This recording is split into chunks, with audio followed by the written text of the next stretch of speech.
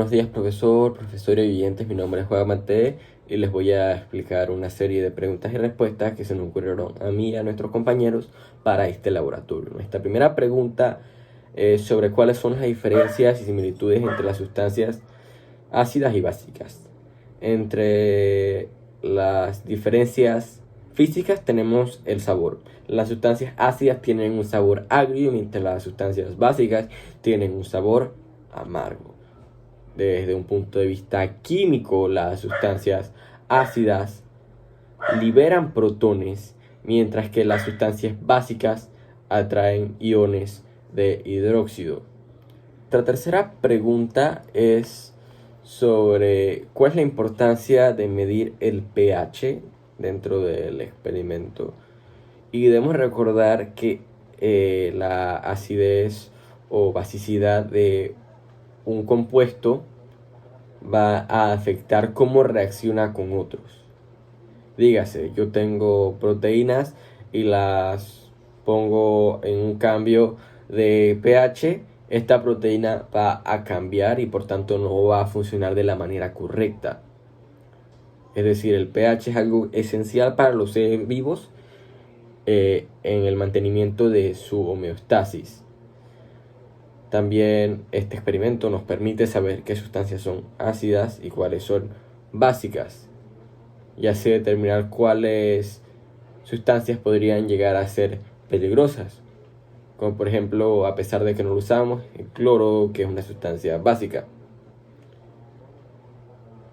También, por ejemplo, en la sangre tenemos que una sangre con altos niveles de dióxido de carbono se va a acidificar y se puede volver algo tóxico para la persona. Y ya dentro de nuestro propio experimento notamos que, por ejemplo, el agua de mi casa es algo básica y tenemos que investigar si eso puede presentar algún riesgo a lo largo, pero no podemos determinarlo ahora tan solo con un experimento con repollo. Nuestra cuarta pregunta nos pregunta por qué el agua obtuvo una coloración morada o azul violeta o azul verdosa, que de acuerdo a las imágenes como se ve. Desde mi punto de vista era un tono azul verdoso. ¿Y por qué consideramos que salió este tono azul verdoso? Y debemos recordar que el agua del grifo viene purificada con cloro como un desinfectante, y como mencioné anteriormente, el cloro es básico y por tanto esto podría ser una posible explicación, aunque no revisada, de por qué el agua obtuvo este color. La quinta pregunta es: ¿cuál es la razón por la cual el jugo de repollo funciona como indicador de pH? Y es que el jugo de repollo, al igual que el jugo de remolacha, contienen unos compuestos llamados antocianinas, que reaccionan de acuerdo al pH de una sustancia, haciendo un cambio de color que nos indica cuál es la acidez o basicidad de una sustancia. Nuestra sexta pregunta nos pregunta por qué la leche no se considera una sustancia neutra a pesar de estar cerca de un pH 7, que sería un pH neutro.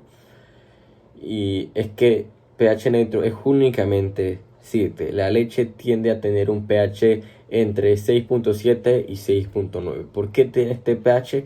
Pues la leche contiene una sustancia llamada ácido láctico, y es por eso que cuando la leche se va dañando, se va volviendo rancia, tiende a tener este sabor agrio porque se está acumulando más ácido láctico, y por eso es que la leche la consideramos como un ácido. Nuestra séptima pregunta nos pregunta cómo clasificaríamos las sustancias que usamos en este laboratorio como bases, neutras o ácidas, y por qué. Primero, me gustaría iniciar que no determinamos ninguna sustancia neutra. Lo más parecido a un neutro fue la leche, como mencionamos antes, un 6.7, 6.9, bastante cerca de un neutro, pero no es neutro. El agua no nos resultó neutra por los motivos ya explicados. Y vamos a explicar qué sustancias consideramos ácidas, qué sustancias consideramos básicas. Entre las sustancias ácidas tenemos el jugo de limón, la leche, y la vinagre. Y de entre las bases tenemos el agua, la solución con bicarbonato de sodio y el jabón. De acuerdo a los colores que nos dieron. Las bases nos terminaron de tonos azules a verdosos, mientras que las soluciones ácidas terminaron de colores morados o rosados. La novena pregunta nos pide que respondamos qué otras sustancias o métodos son utilizados para medir el pH de una solución. Y debemos recordar que nuestro método fue un método casero, no es infalible y por tanto puede ser más propenso a errores que un método de laboratorio. En un laboratorio sería mucho más común el uso de papel tornasol o papel indicador, que mediante colores revela cuál es la acidez o basicidad de una solución al compararlos con los colores que muestra el empaque para determinar cuáles son los pHs. O también puede usarse el pHmetro o el método eléctrico, por el cual se utilizan electrodos, y estos electrodos miden la cantidad de protones de hidrógenos que hay en la solución.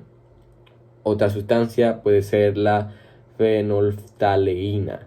Lo logré. Muy común en los laboratorios de química, especialmente por esto, porque miden el pH. Nuestra última pregunta es sobre cuáles fueron nuestras sustancias con mayor y con menor pH. Nuestra sustancia con mayor pH fue la solución de bicarbonato de sodio, que probablemente tuvo un pH de 9, mientras que la solución con menor pH fue el jugo de limón, que probablemente tuvo un pH de 2, siendo el más ácido de todos.